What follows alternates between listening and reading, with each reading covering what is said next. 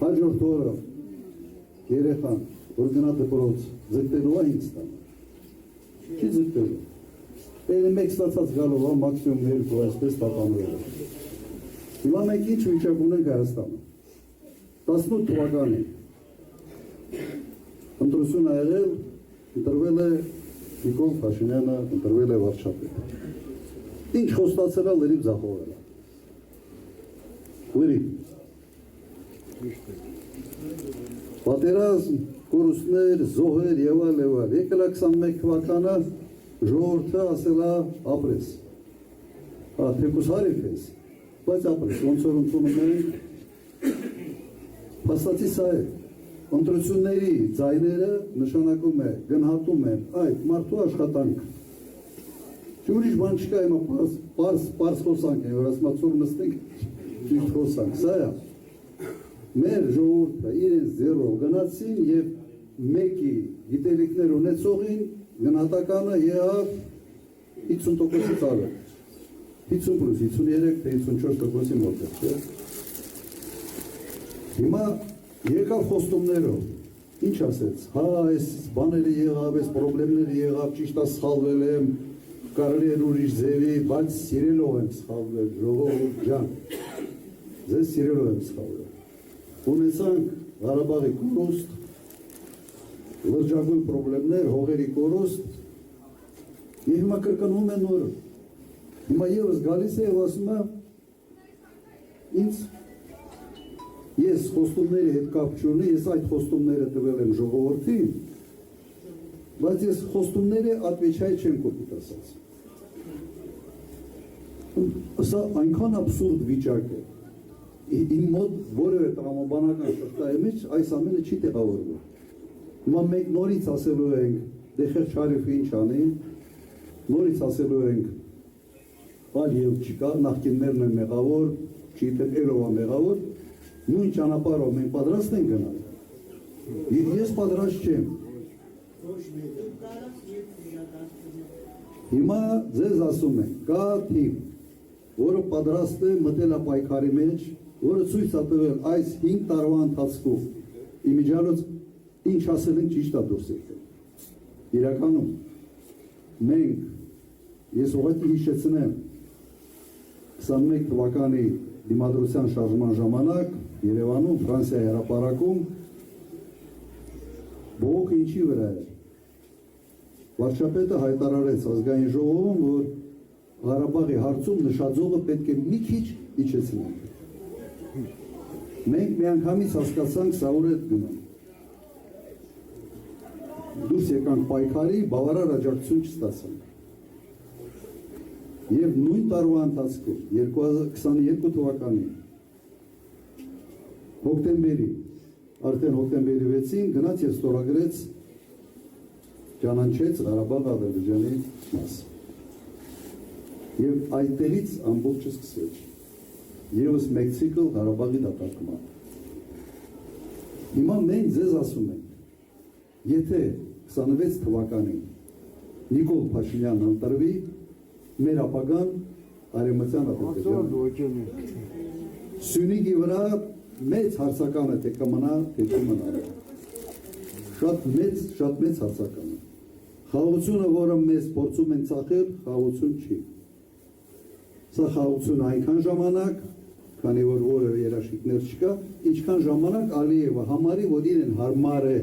այս խաղաղությունը, իրեն ձեռ է տալիս այս խաղաղությունը։ Մենք սա մերժում ենք, մենք չենք կարող սրա հետ համաձայնել։ Հույսով ենք, որ նաև ժողովուրդ այս երրորդ ցիկլով արդեն նաև ջոկել է, թե ինչ է կատարվում, ում հետ գործ ունել։ Բազմաթիվ անգամ ասել է, եթե Հայաստանի վարչապետը լիներ թուրքական գործակալ, կաներ ճիշտ այն, ինչ արվում է մինչ այսօր։ Մեկ ես մտածում եմ, լավ, կարող էր էլի ինչ-որ վատ բան աներ, որ չի արել։ Ոնց որ ֆանտազիաս չի երևում, չկա, ինչ հնարավոր էր անել, ամեն քայլափոխին այս մարդը արեց։ Հիմա մենք հաշտենք դրա հետ։ Հաշտենք, չէ՞։ Հիմա ես դրա վրա մի քիչ շատ լրջացրեցի, փորձեմ մի քիչ հետ բերել, մի հայտնի մի մարդ կար Հայաստանում հայտամշակման նախարարություն կան այն ժամանակ նա նախարար էր բան շատ հայտնի Մարտենակի ցեկայի վարժնի վարիչ էր հիմա վարորդը այդ մեքենայով գնում էր այդ վարորդը մեկ էլ Սևանի տրասայի վրա այդ լավ գիտեմ որ մարդի լավ է հիմա հանկարծ sense բան արեց ասեց լատոկները շատ էին ասեց կահանի դուք վրեն գորրած այդ մարդը տորմուս տվեց մեքենան sense կահանեցրեց ասում հետ քշի մի 50 մետր այդ վարորդը հետ ակշի ասում անդե երկու փոս կա թողել ես մոռացել Մի հատ այդ փոսերով էլ քշի հիմա այսօրվա մեր վիճակն է հիմա փոս չմնաց Այս երկիրը ինչքան հնարավոր լատոկներ կար այս քաղաքացիության մեջ, ինչքան հնարավոր լատոկներ կա աշխարհակաղակական ինչ-որ պրոցեսներում, ամենտեղ sense մեզ մրութոպսի մեջ։ Հիմա Ռուսաստանը հետ է սկսել։ Հիմա դուք եթե հետևեք, թե ինչ կարգի եղույթներ են ունենում Ռուսաստանում ազդեցիկ պաշտոնյաներ, ոնց են գնահատում իրավիճակը, սա լավ տեղ չի բերում։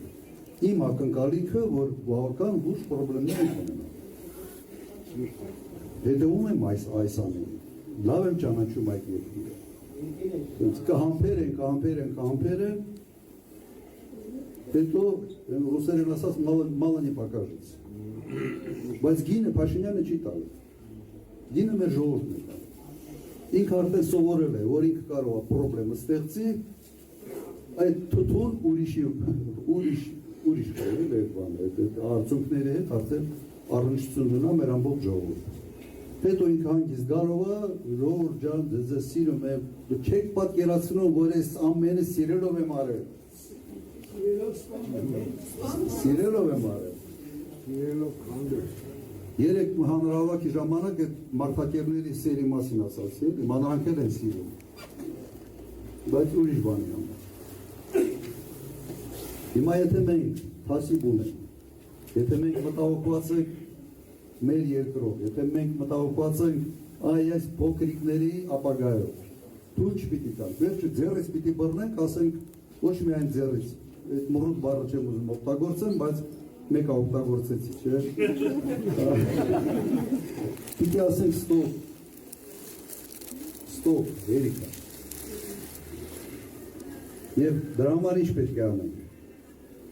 Մի հատ ինձ ուշ եկա, հունիսի 7-ին ինչ ենք անել։ 17։ Հունիսի 7, համար 17։ Միասին կարող ենք և ոչ միայն դուք։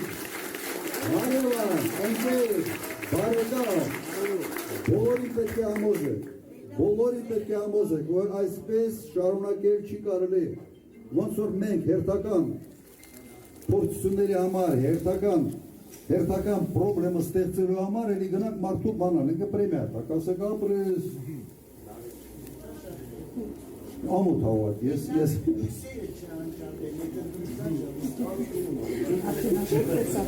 լուսերով չի, անցած ընտրություններին օբյեկտիվ ունենք, իսկապես մարդի գնացել է ձայն են տվել, գնացել և ձայն են տվել,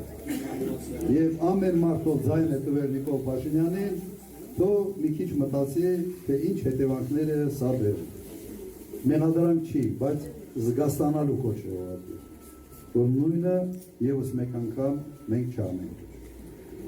Բաժանորդագրվեք Արմատ մեդիայի ալիքներին YouTube-ում, Facebook-ում, Instagram-ում և Telegram-ում։